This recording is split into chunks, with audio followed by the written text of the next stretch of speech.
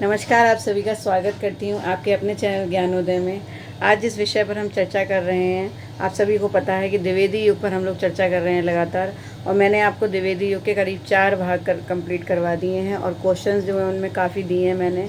बहुत अच्छे क्वेश्चंस मैंने दिए हैं। अगर वो क्वेश्चंस या उनसे रिलेटेड चीज़ें अगर आप पढ़ जाएंगे तो आपके लिए बहुत ज़्यादा जो है एग्ज़ाम में आपके लिए बहुत ही सहायक सिद्ध होंगे ये सारे क्वेश्चंस। तो एक वीडियो और देती हूँ मैं द्विवेदी युग का, बाकी उसके बाद फिर छायावाद शुरू करूँगी, ठीक है। क्योंकि मुझे ऐसा लगा कि द्विवेदी युग में अभी भी बहुत से क्वेश्चंस बचे हैं जो मुझे करवाने चाहिए, ठीक है। और बाकी जो एक वीडियो मैंने दिया था कुछ टेक्निकल प्रॉब्लम की वजह से वो जो है मुझे फिर से जो अपलोड करना पड़ा था, उसका शायद कुछ पार्ट जो है वो कट गया है। उसके कुछ क्वेश्चंस थे 2 3 4, शायद कुछ लोगों ने देख भी लिए होंगे, उनको मैं यहाँ रिपीट कर देती हूँ, ठीक है। तो चलते हैं, देखिए। तो जो क्वेश्चन है वो है, देशभक्त वीरों मरने से नेक न डरना होगा। ये पंक्तियाँ किसकी हैं? देशभक्त वीरों मरने से नेक न डरना होगा। ये जो पंक्तियाँ हैं ये वास्तव में किसकी लिखी हुई हैं, ठीक है। तो ये जो पंक्तियाँ हैं, देशभक्त वीरों मरने से नेक न डरना होगा, ये पंक्तियाँ जो हैं ये हैं नाथूराम शर्मा शंकर की, ठीक है। नाथूराम जी ने लिखी थी ये पंक्तियाँ, ठीक है, कि देशभक्त वीरों मरने से नेक न डरना होगा, ठीक है। तो ये हो गई। अब इसके बाद अगला क्वेश्चन जो है वो आता है, नेक्स्ट क्वेश्चन हमारा बनता है, प्लासी का युद्ध किसकी रचना है, ठीक है। प्लासी का युद्ध, तो ये रचना मैंने अभी आपको ट्रिक के साथ कराई नहीं, क्योंकि अभी मैं सिर्फ जो वही रचनाएं करा रही हूँ जिनका समय मुझे पता है, ठीक है। तो प्लासी का युद्ध जो रचना थी वो अभी मैं कराऊंगी आपको। उसमें सभी रचनाएं जितनी भी पूछी जाती हैं मैं सब कंप्लीट करवाऊंगी। प्लासी का युद्ध एक्चुअली मैथिलीशरण गुप्त ने लिखी थी, ठीक है। ये किसकी रचना है? मैथिलीशरण गुप्त।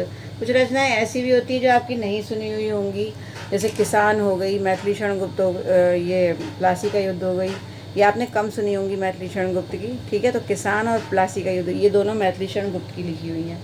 उसके बाद है हरिऔध की प्रथम रचना, ठीक है। हरिऔध की प्रथम रचना कौन सी थी? तो वास्तव हरिऔध की जो प्रथम रचना थी उसका नाम था कृष्ण शतक, ठीक है। कृष्ण शतक। देखिए, पहले जो वीडियो था, पहले जो मैंने आपको एक वीडियो दिया था उसमें मैं गलती से कृष्ण शतक की जगह उद्धव शतक बोल गई थी, ठीक है। तो आप सबसे सॉरी बोलती हूँ। It's what great mistake. तो ये नहीं होनी चाहिए थी। लेकिन अब मैं फिर से बता रही हूँ आपको कि हरिऔध की जो प्रथम रचना थी वो उद्धव शतक नहीं, उद्धव शतक तो रत्नाकर जी की थी, ठीक है।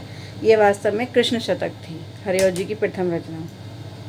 और ये जो रचना है कृष्ण शतक, ये 1882 में लिखी गई थी, ठीक है। और एक बड़ी बात और भी है कि ये ब्रजभाषा में लिखी गई है, ठीक है।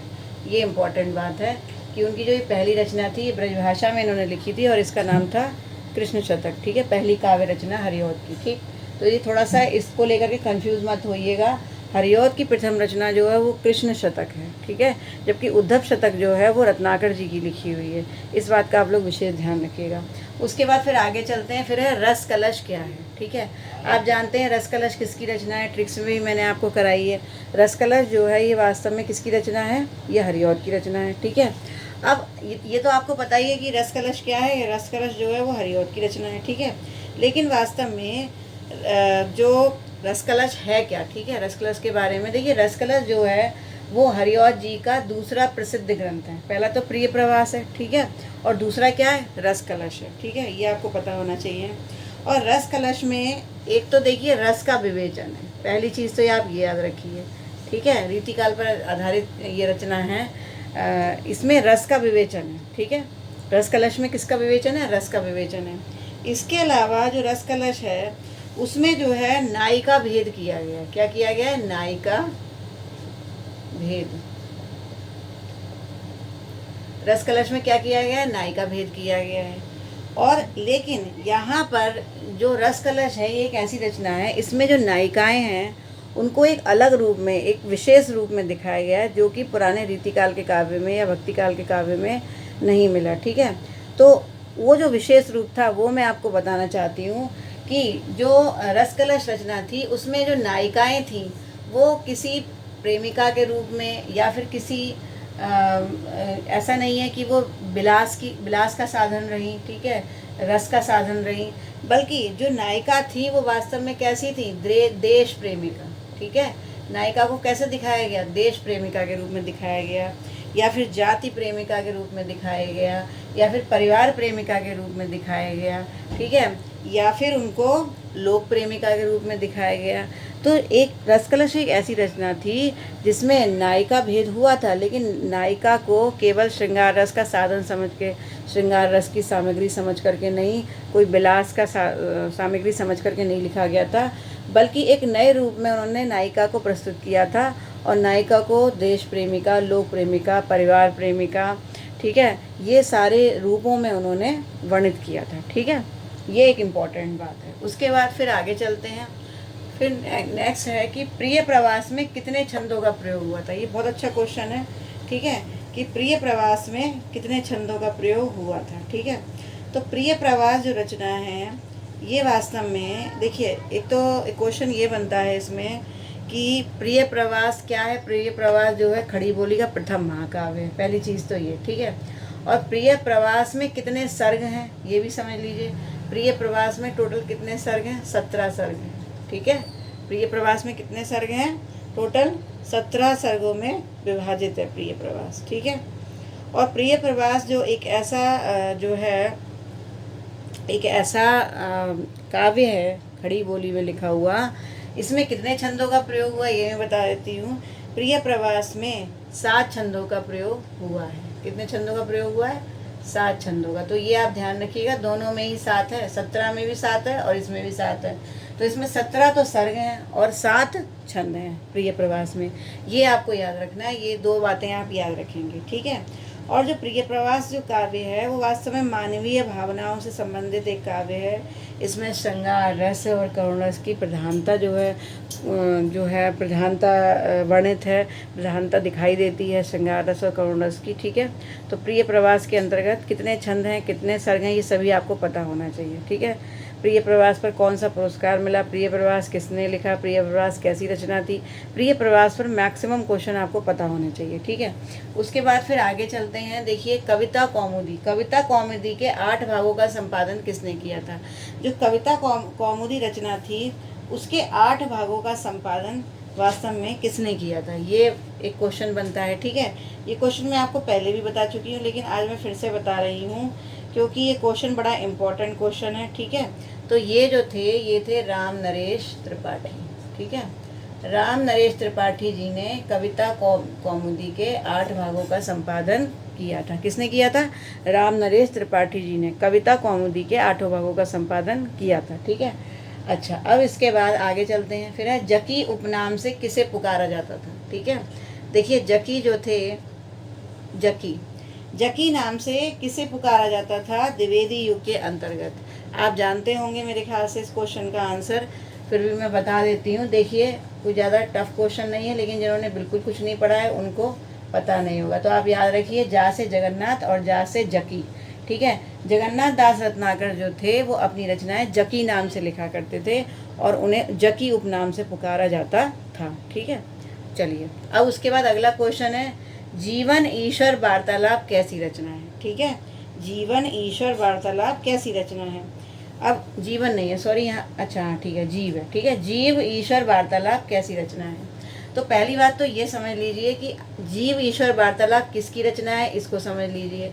तो ये जो रचना है ये बालकृष्ण नवीन की रचना है। किसकी रचना है ये, बालकृष्ण नवीन की रचना है। पहली चीज़ तो आपको ये पता होनी चाहिए, ठीक है। और इसके अलावा जो एक और नई बात जो निकल कर आती है कि जीवन ईश्वर वार्तालाप का दूसरा नाम क्या था, ठीक है। जीवन ईश्वर वार्तालाप जो रचना थी उसका दूसरा भी नाम एक रखा गया था। तो उसको हम क्या कहते हैं, उसको हम कहते हैं आह्वान। क्या कहते हैं, उसको हम कहते हैं आह्वान, ठीक है। आह्वान जो है वो क्या है, जो ये है जीव ईश्वर वार्तालाप, इसका दूसरा नाम है आह्वान, ठीक है।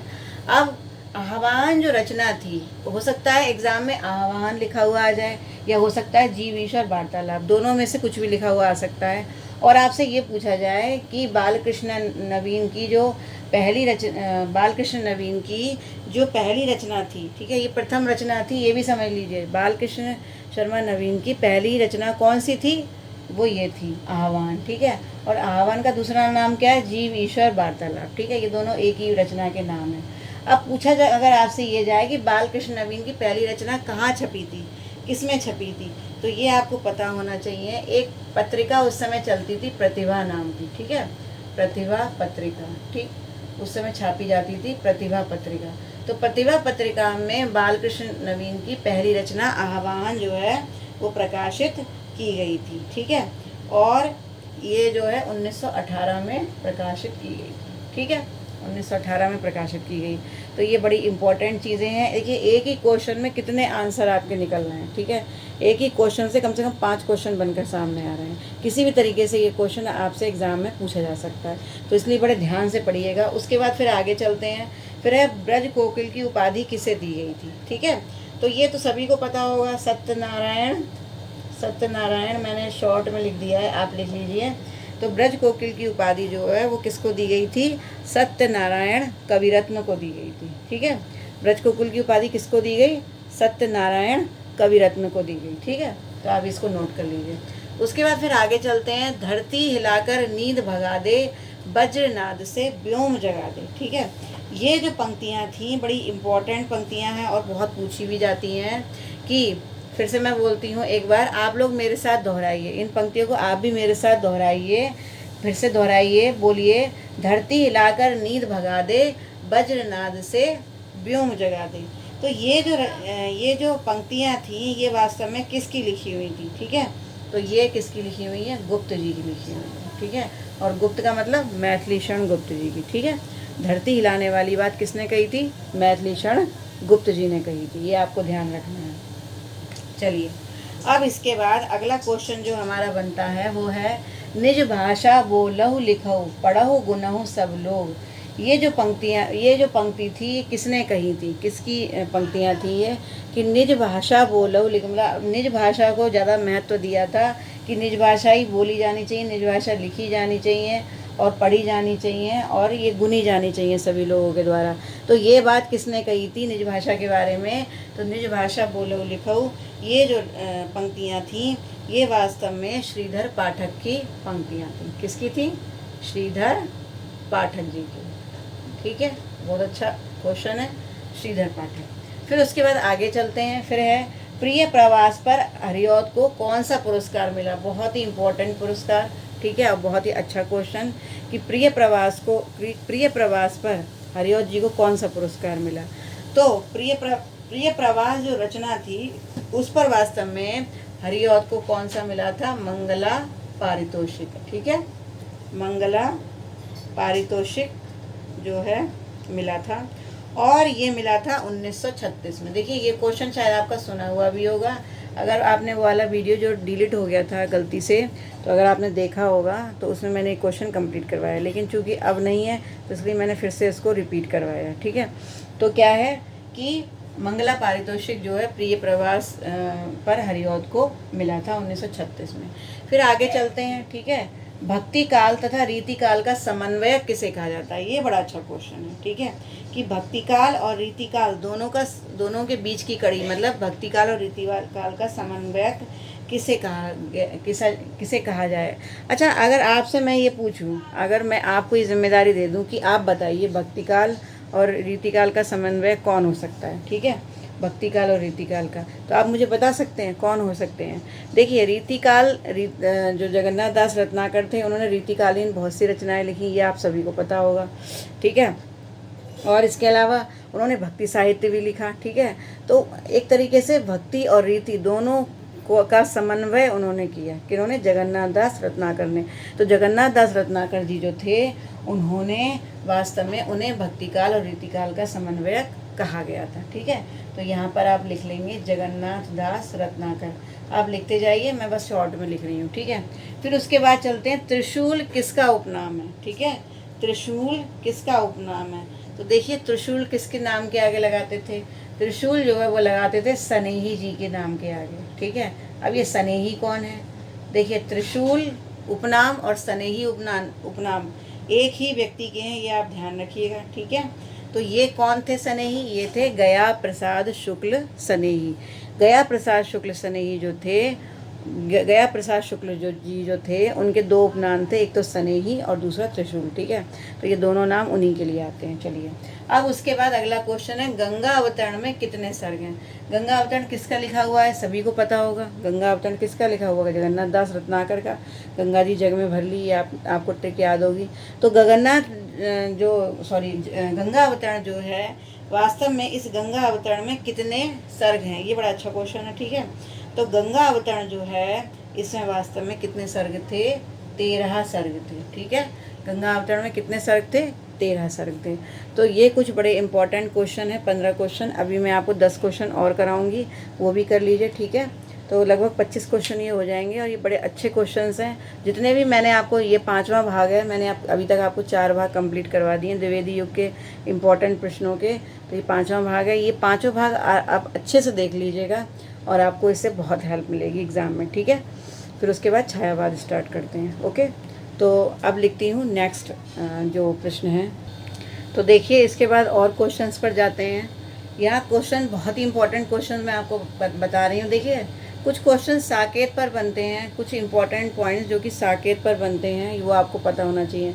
साकेत पर कौन सा पुरस्कार मिला था मैथिली शरण गुप्त जी को? ये पता होना चाहिए। मंगला पारितोषिक मिला था 1936 में। 1936 में ही इनको मिला था हरिऔध जी को, ठीक है, प्रिय प्रवास पर। 1936 में ही मैथिली शरण गुप्त जी को भी मिला था, और दोनों को ही मंगला पारितोषिक मिला था, ठीक है। यहाँ से भी क्वेश्चन बन सकता है कि 1936 में कौन से ऐसे 2 कवि थे जिनको पुरस्कार मिला था, ठीक है, मंगला पारितोषिक। अच्छा, अब इसके बाद साकेत पर कुछ क्वेश्चंस बनते हैं, ये मैं आपको बताती हूँ। देखिए, सबसे पहला क्वेश्चन जो बनता है वो है, साकेत में कितने सर्ग हैं, ठीक है। तो साकेत में टोटल कितने सर्ग हैं? 12 सर्ग हैं, ये आपको पता होना चाहिए। साकेत में टोटल कितने सर्ग हैं? 12 सर्ग हैं। अब ये कुछ सर्ग हैं जिन पर विशेष क्वेश्चन पूछे जाते हैं, तो ये मैं आपको बता देती हूँ, ठीक है। अच्छा, प्रथम सर्ग में क्या है, ये पूछा जाता है। तो प्रथम सर्ग में जो है वो क्या है? सरस्वती वंदना, ठीक है। पहला सर्ग, अभी आपको पता है कि पहले सर्ग की शुरुआत तो सरस्वती वंदना से ही होगी। कोई भी कवि जब लिखता है तो प्रथम सर्ग में, अगर हम लोग भी काव्य पाठ करने बैठते हैं कहीं पर भी, ठीक है, तो सबसे पहले सरस्वती से ही उनको नमन करते हैं या प्रणाम करते हैं। उसके बाद ही कुछ ना कुछ मंगलाचरण करते हैं, उसके बाद ही हम अपनी कविताओं को प्रस्तुत करते हैं। तो वही चीज़ होती है कि जो पहला जो सर्ग है उसमें सरस्वती वंदना है, किसमें? साकेत, ठीक है। उसके बाद अष्टम, फिर डायरेक्ट अष्टम जो है ज़्यादा पूछा जाता है। तो ये आपको याद रखना पड़ेगा कि देखिए, पहला यानी प्रथम और अष्टम, ठीक है, और द्वादश, नवम को छोड़ दीजिए, ठीक है, ये नवम को छोड़ दीजिए। आपको याद रखना होगा पहला और अष्टम और द्वादश, प्रथम अष्टम और द्वादश, ठीक है। इन तीनों के उत्तरार्ध में, ये उत्तरार्ध भी याद रखिएगा। अगर टफ क्वेश्चन बन गया तो उत्तरार्ध या पूर्वार्ध भी दिया जा सकता है, ठीक है। तो क्या है, आपको याद रखना है, प्रथम अष्टम और द्वादश, इन तीनों सर्गों के उत्तरार्ध में क्या है, ये जो है वास्तव में इन तीनों सर्गों के उत्तरार्ध में उर्मिला और लक्ष्मण, ठीक है, के मिलन का वर्णन किया गया है। कहाँ का वर्णन किया गया? प्रथम में, नवम में और द्वादश में। प्रथम में, अष्टम में और द्वादश में, ठीक है, नवम को छोड़कर। पहला, 8वां और 10वां, इसमें इसके उत्तरार्ध में जो है उर्मिला और लक्ष्मण के मिलन का वर्णन किया गया है। ये बड़े इम्पोर्टेंट चीज़ है, ये आपको पता होना चाहिए, ठीक है। उसके बाद जो अगला क्वेश्चन बनता है नवम पर बनता है, ठीक है, कि नवम में क्या था। तो नवम में आप ये समझ लीजिए, नवम में अगर हम नवम की बात करें तो नवम में देखिए, इन सब में मिलन का वर्णन है, लेकिन नवम में जो है वो उर्मिला के विरह का वर्णन है, ये ध्यान रखिएगा, ठीक है। इन तीनों में मिलन हो रहा है, लेकिन नवम में क्या हो रहा है? विरह का वर्णन है, ठीक है। फिर आता है उद्धव शतक। उद्धव शतक पर अगर क्वेश्चन पूछा जाता है कि उद्धव शतक क्या है, उद्धव शतक के बारे में अगर आपको कुछ लिखना हो तो आप क्या लिख सकते हैं, ठीक है। तो देखिए, उद्धव शतक जो है वास्तव में क्या है, किसका है? अगर जगन्नाथ दास रत्नाकर जी का, ये आपको पता ही है, ब्रज भाषा में लिखा हुआ है। तो उद्धव शतक जो है ये कब लिखा गया था? ये लिखा गया था 1929 में। पहली बात तो आप ये समझ लीजिए, ठीक है, 1929 में लिखा गया था उद्धव शतक, ठीक है, ये आपको पता होना चाहिए। इसके अलावा इसमें जो मेन विशेषवाद है, इसमें गोपी और उद्धव का संवाद है, और ये क्या है, ये प्रबंध काव्य है, ठीक है, ये भी आपको याद रखना है। गोपी और उद्धव का संवाद है इसमें, ठीक है। और दूसरी चीज़ क्या है कि ये एक प्रबंध काव्य है, ठीक है। और इसमें कवित्व पर ज़्यादा, मतलब कवित्व में ज़्यादा लिखा हुआ है। इसमें टोटल कितने कवित्व हैं, 118 कवित्व हैं, ठीक है। तो उद्धव शतक के बारे में ये जानकारी आपको पता होनी चाहिए, ठीक है। प्रबंध काव्य है, इसमें उद्धव और गोपी संवाद है। इसके अलावा ये जो है 1929 में लिखा गया, और ये ब्रजभाषा का काव्य है, ठीक है। और जो है ये इतने पॉइंट्स आपको उद्धव शतक के बारे में पता होना चाहिए, ठीक है। उसके बाद एक रचना आती है मानसी, ठीक है। मानसी थोड़ी इंपॉर्टेंट रचना है, क्यों है ये? पहली चीज़ तो ये श्रीधर पाठक की लिखी हुई है, ठीक है, श्रीधर पाठक। अच्छा, एक मैंने क्वेश्चन आपको बताया था, एक क्वेश्चन आपको मैंने पीछे बताया था, जब पहले करवाया था, भारत गीत के बारे में बताया था मैंने, भारत गीत, ठीक है। मैंने बताया था कि श्रीधर पाठक की जो देशभक्ति संबंधी रचनाएं हैं उनका संकलन किस नाम से जाना जाता है? भारत गीत, ठीक है। तो ये आपको याद रखना है कि श्रीधर पाठक की देशभक्ति से संबंधित जो रचनाएं थी उनका संकलन भारत गीत है। लेकिन मानसी क्या है? मानसी जो है, इन्होंने देशभक्ति पर, मतलब देश प्रेम पर या देशभक्ति पर हम कह सकते हैं, चाहे देशभक्ति कह लीजिए और चाहे देश प्रेम कह लीजिए, ठीक है। तो इन्होंने वास्तव में देशभक्ति पर कुछ फुटकर रचनाएं लिखी थी। क्या लिखी थी? फुटकर रचनाएं, ठीक है। तो ये थोड़ा सा दोनों में कन्फ्यूज़न हो जाता है। भारत गीत देशभक्ति परक रचनाओं का संकलन है, लेकिन मानसी जो वो फुटकर रचनाओं का, छोटी छोटी जो रचनाएं उन्होंने लिखी थी, वो जो रचनाएं हैं वो वास्तव में उनका संकलन क्या कहलाता है? मानसी कहलाता है, ठीक है। ये आपको पता होना चाहिए। उसके बाद अगला जो है, गुप्त जी ने कितने खंड काव्य लिखे? ये भी बड़ा इंपॉर्टेंट क्वेश्चन है कि जो मैथिली शरण गुप्त जी थे उन्होंने वास्तव में कितने खंड काव्यों की रचना की थी? तो मैथिली शरण गुप्त जी ने टोटल जो है वो 19 खंड काव्य लिखे। और क्वेश्चन एक ये भी बनता है कि सबसे ज़्यादा प्रबंध काव्य किसने लिखे थे? तो सबसे ज़्यादा प्रबंध काव्य किसने लिखे? वो भी मैथिली शरण गुप्त जी ने लिखे, ठीक है। इस चीज़ का आपको ध्यान रखना है, ओके। तो ये जो है आपको पता होना चाहिए। उसके बाद अगला क्वेश्चन जो है, अनघ और कुणाल गीत की विशेषता। देखिए, अनघ और कुणाल गीत, ये दो जो रचनाएं थी ये भी मैथिली शरण गुप्त जी की। अब बात ये आती है कि इनकी जो विशेषता है वो क्या है, ठीक है, अनघ और कुणाल गीत। तो पहली चीज़ तो आप ये याद रख लीजिए कि अनघ और कुणाल गीत जो है ये वास्तव में बौद्ध संस्कृति पर आधारित ग्रंथ हैं। ये इनकी सबसे बड़ी विशेषता है, ठीक है। अनघ और कुणाल गीत जो हैं वास्तव में ये मैथिली शरण गुप्त जी के लिखे हुए हैं और ये बौद्ध संस्कृति पर आधारित हैं, ठीक है। तो आपसे अगर पूछा जाए कि मैथिली शरण गुप्त जी के ऐसे कौन सी रचनाएं थी जो बौद्ध संस्कृति पर आधारित है, तो वो क्या थी? अनघ और कुणाल गीत, ठीक है। इसके बाद जो अगला क्वेश्चन हमारा बनता है, बताइए, जगत है सच्चा तनिक ना कच्चा, समझो बच्चा इसका भेद। ये जो पंक्तियां हैं वास्तव में ये किसकी लिखी हुई हैं, ठीक है। तो ये जो पंक्तियां हैं आप बता सकते हैं, आप शायद मेरे ख्याल से कुछ लोगों को पता भी होगा। ये जो पंक्तियां हैं, जगत है सच्चा तनिक ना कच्चा, समझो बच्चा इसका भेद, ठीक है। तो ये जो है वास्तव में ये श्रीधर पाठक जी की लिखी हुई है, ठीक है।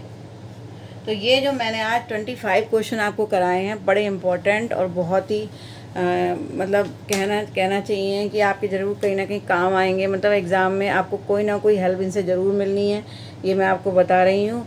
इनसे बाहर कोई भी क्वेश्चन नहीं जाता है। जितने मैंने क्वेश्चंस करवाए हैं द्विवेदी युग के, तो आप ये क्वेश्चंस अच्छे से कर लीजिए। और अगर चैनल को सब्सक्राइब नहीं किया हो तो वो भी कर लीजिए। और एक बात और आपसे कहूँगी, जो है लगातार लाइक करते रहिए, लगातार मुझे कमेंट्स करते रहिए। इसके अलावा जैसा कि मैंने आपको एक वीडियो में आपको पहले भी बता चुकी हूँ कि लगातार अगर आपसे हो सके, अगर आप वास्तव में इच्छुक हैं, अगर आप एक कवि हैं या फिर लेखक हैं, आप कुछ भी लिखते हैं और आपके अंदर ये प्रतिभा है, तो उसको निखारने के लिए हमारा एक ग्रुप है अविरल साहित्य के नाम से, ठीक है। तो उसमें आप सभी लोग ज़रूर जुड़िए। तो अविरल साहित्य से ज़्यादा लोग जुड़ें, और अगर आपके अंदर सच में प्रतिभा है, आप लिख सकते हैं तो, और उसमें कुछ ना कुछ पोस्ट करते रहिए। काफ़ी लोग जुड़े हैं, अंजलि जी जुड़ी हैं, भाविशा जी जुड़ी हैं, प्राची जी जुड़ी हैं, ठीक है, ओम सैनी जी, रामकृष्ण सिंह जी, बहुत से लोग इसमें जुड़े हुए हैं। और अच्छा लगता है कि आप सभी लोग जुड़े हुए हैं। गुनप्रीत जी जुड़ गई हैं, तो कुछ के नाम अभी मैंने देखे भी नहीं है कि कौन कौन जुड़े हुए हैं, लेकिन जुड़ने के बाद आप सिर्फ एक कमेंट जो है मुझे कर दिया करिए कि आई हैव ज्वाइंड, ठीक है, कि मैंने ज्वाइन कर लिया है। आप यूट्यूब पर एक कमेंट मुझे भेज दीजिए जिससे मैं आपका देख सकूं, ठीक है। तो विरल साहित्य पर मैं चाहती हूँ कि अगर आपके अंदर प्रतिभा है तो आप लगातार अपनी पोस्ट डालते रहा करिए। अगर आप 4 ही लाइन लिखते हैं तो 4 ही लाइन डाल दीजिए। ऐसा कुछ नहीं है कि आपको कोई विशेष प्रतियोगिता का आयोजन हो रहा है या आपको वो जो एक वो ग्रुप है वो अपनी स्वेच्छा से आप, लेकिन आपकी मौलिक रचना होनी चाहिए। आप स्वेच्छा से कुछ भी लिखकर डाल सकते हैं, बड़ी से बड़ी रचना, छोटी से छोटी रचना, मुक्तक हो, प्रबंध हो, कैसी भी रचना हो, कोई भी कहानी हो, कोई भी संस्मरण हो, जैसा आपका मन करे आप कुछ भी रोज़ाना आप उसमें कभी भी डाल सकते हैं, कभी भी उसमें पोस्ट कर सकते हैं। और इसके अलावा आज जो लोग उसमें जुड़े हैं उन्होंने देख लिया होगा प्रोफॉर्मा प्रतियोगिता का, जो प्रतियोगिता होने जा रही है मैं भी कलमकार, ठीक है, अंतर्राष्ट्रीय प्रतियोगिता है। तो इसमें अगर आप सभी लोग भाग लेना चाहते हैं और अपनी रचनाओं को जो है वो चाहते हैं कि आपकी रचनाएं बाहर जाएं और सब लोग उसको पढ़ें और इस कंपटीशन में भाग लेना चाहते हैं, फर्स्ट प्राइज़ जो 5000 का है, जैसा कि आप देखेंगे। इसके लिए मैं एक वीडियो भी अलग से क्रिएट करूँगी, तो अगर उसको ज्वाइन करेंगे तो बहुत अच्छा रहेगा और मुझे बहुत अच्छा लगेगा कि आपकी जो प्रतिभा है, कवि या लेखक की जो प्रतिभा है आपके अंदर, वो एक नई दिशा की ओर जा रही है। बहुत अच्छा लगेगा। तो लगातार जो लोग जुड़े हैं वो पोस्ट भी करते रहा करिए। तो मैंने आपको बताया ना, अगर 4 लाइन भी आप लिख रहे हैं तो वो भी पोस्ट कर सकते हैं। ऐसा नहीं है कि आपको बहुत ज़्यादा बड़ा कोई बहुत ही ज़्यादा अच्छा एकदम से शुरुआत करने के लिए आप कुछ भी डाल सकते हैं। उसमें आपका बहुत बहुत स्वागत किया जाएगा, उसमें आपको प्रोत्साहित किया जाएगा और आपकी जो ये प्रतिभा है इसको और अधिक निखरने का मौका मिलेगा, ठीक है। तो चलिए, आज का ये जो क्वेश्चंस का कार्यक्रम है वो कंप्लीट हो गया है और अब जो है छायावाद स्टार्ट करूँगी मैं। बाकी आपको रचनाएं तो करवा ही रही हूँ, ठीक है, ट्रिक से।